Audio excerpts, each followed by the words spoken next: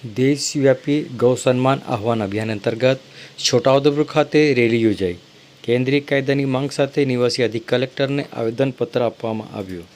દેશવ્યાપી ગૌ સન્માન આહવાન અભિયાનના ભાગરૂપે છોટાઉદેપુરના સાધુ સંતો, ગૌભક્તો અને સ્થાનિક નાગરિકોએ ગૌવંશની સુરક્ષા, ગૌસેવા અને ગૌપાલનને પ્રોત્સાહન આપવા તેમજ ગૌમાતાને રાષ્ટ્રીય સન્માન આપવા માટે કેન્દ્રીય કાયદો બનાવવાની માંગ સાથે છોટાઉદેપુર જિલ્લા સેવા સદન ખાતે નિવાસી અધિક કલેક્ટરને આવેદનપત્ર આપવામાં આવ્યું હતું। લાઇબ્રેરી રોડ સ્થિત રણછોડરાય મંદિરથી શરૂ થયેલી રેલી કાકરામાતા ચોક, પોસ્ટ ઓફિસ, સરકારી દવાખાના થઈ જિલ્લા સેવા સદન કલેક્ટર કચેરીએ પહોંચી હતી। મોટી સંખ્યામાં જોડાયેલા ગૌ ભક્તોએ ગૌ માતાના સંરક્ષણ માટે દેશવ્યાપી નીતિ ઘડવાની અને ગૌપાલનને પ્રોત્સાહન આપવા માટે અલગ ગૌપાલન મંત્રાલયની સ્થાપના કરવાની માંગ કરી હતી। આવેદનપત્રમાં રજૂઆત કરવામાં આવી હતી કે ગૌવંશના સંરક્ષણ માટે સમગ્ર દેશમાં એક સમાન અને અસરકારક કાયદાકીય વ્યવસ્થા અમલમાં મૂકવામાં આવે તેમજ ગૌ આધારિત ખેતી અને પશુપાલનને પ્રોત્સાહન આપતી નીતિઓ ઘડવામાં આવે। અભિયાનના આયોજકોના જણાવ્યા મુજબ 27 એપ્રિલ 2026ના રોજ દેશના 5100થી વધુ તાલુકાઓમાં સર્વેક્ષણ હાથ ધરવામાં આવ્યો હતો અને તેમાં 5 કરોડથી વધુ નાગરિકોના હસ્તાક્ષરો સાથે ગૌ સેવા અને ગૌ સુરક્ષા અંગેના પ્રાર્થનાપત્રો સરકારને પહોંચાડવામાં આવ્યા હતા। તેમ છતાં માંગણીઓ અને સંતોષકારક કાર્ય ન થતાં 27 એપ્રિલના રોજ દેશભરમાં એક સાથે આવેદનપત્ર પાઠવવામાં કાર્યક્રમ યોજવામાં આવ્યો હતો। છોટાઉદેપુર ખાતે યોજાયેલા કાર્યક્રમ દરમિયાન સાધુ સંતોએ જણાવ્યું હતું કે ભારતીય સંસ્કૃતિ અને સનાતન પરંપરા ગૌમાતાનું વિશિષ્ટ સ્થાન છે।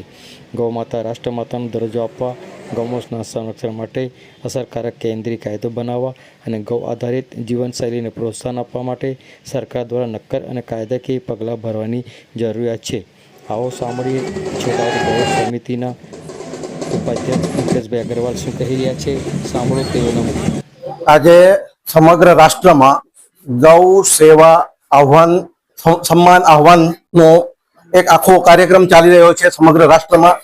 આજના દિવસે સમગ્ર દેશમાં ગામે ગામ, દરેક નગરમાં, દરેક જિલ્લા મથકોએ સ્મરણપત્ર આપવામાં આવી રહ્યા છે।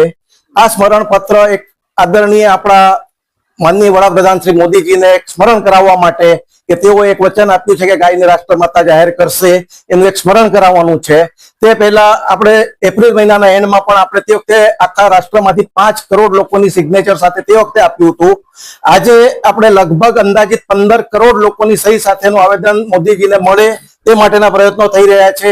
એમાં આપણા છોટાઉદેપુર જિલ્લાની વાત કરીએ તો લગભગ 2,70,800 જેટલી સહીઓ થઈ છે આપણી, જે આપણા માટે ગૌરવની વાત છે, જે આપણે બી વિચારી શકીએ કે આપણા અહીં લોકો આટલા બધા જાગૃત છે ગૌ માતા માટે। અને આ જે અભિયાન છે ગૌ માતાને એક સન્માન મળે, એનું નામ જ છે ગૌ માતા સન્માન આહવાન અભિયાન, બરાબર છે। એટલે એને સન્માન, માત્ર ગૌ હત્યા રોકવાની વાત નથી પણ ગૌ આધારિત અર્થતંત્ર બનાવવાની વાત છે, ગૌશાળાઓના વિકાસની વાત છે। ગાયને લોકો મતલબ આદરથી અને પૂજ્ય ભાવથી જુએ એટલું જ નથી પરંતુ એનાથી અર્થતંત્રનો પણ વિકાસ થાય અને લોકોનું ભલું થાય એ માટેનો આખો કાર્યક્રમ છે। અને તમામ એની સાથે તમામ જાગૃત નાગરિકો, સંતો, મહંતો, ગૌરક્ષકો, ગૌસેવકો બધા જ આની સાથે જોડાયેલા છે। અને આજે અહીંયા પણ બહુ જ મોટી સંખ્યામાં બધા પધાર્યા છે અને બધાએ મતલબ અહીંયા બહુ જ ઉમળકાભેર આવેદન આપ્યું છે, સ્મરણપત્ર આપ્યું છે અને એ બદલ અમે ગૌ સેવા સમિતિ છોટાઉદેપુર તરફથી તમામનો આભાર વ્યક્ત કરીએ છીએ।